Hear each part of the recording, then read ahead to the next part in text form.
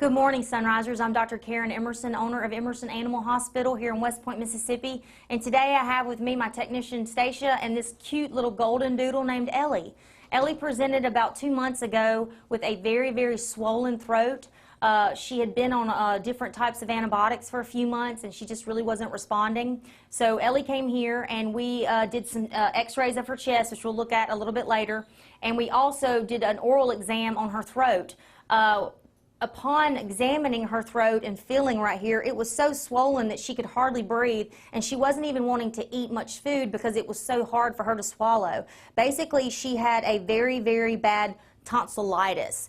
And the way we figured that out is we put Ellie under some sedation, and I actually took a scope and went back in Ellie's throat and examined her tonsils, and right behind her tonsils in the crypts, it was just loaded with pus and bacteria, and it was very inflamed, and the whole area was 3 times the normal size. So Ellie was getting on her way to basically not being able to breathe at all. Right in here is her lung lobe, and you can see how it's outlined, and this is all the lungs she has that's actually working. All the rest of this stuff is just consolidation and interstitial pattern in her lung. These bacteria traveled to her lung, and they were basically setting up camp. You can't even hardly see the outline of her heart because of all the fluid and stuff in her lungs due to these bacteria. Ellie would have died without treatment. We started Ellie after we did a culture. I actually sent a culture off to find out what type of bacteria were making Ellie so sick, and we came back with a very odd bacteria.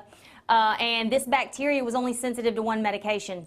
We started Ellie on an injectable medication where she had to stay in hospital for 5 to 7 days. Then she went home on an oral medication to try to clear her lungs up. She also started breathing treatments. We're about almost 3 weeks post her being on antibiotics. She's back to herself. She's breathing better. She's eating. She has activity again, and she's actually just doing wonderful. So if you have an animal that's just not responding to an antibiotic, or the clinical signs keep coming back, it's so important not to just keep trying other antibiotics. You need to go and have a culture performed and get down to the bottom of what's causing your baby's unhappiness and making them feel bad. So if you have any questions or need any answers, please call us here at Emerson Animal Hospital, and I hope you have a great day. Thank you.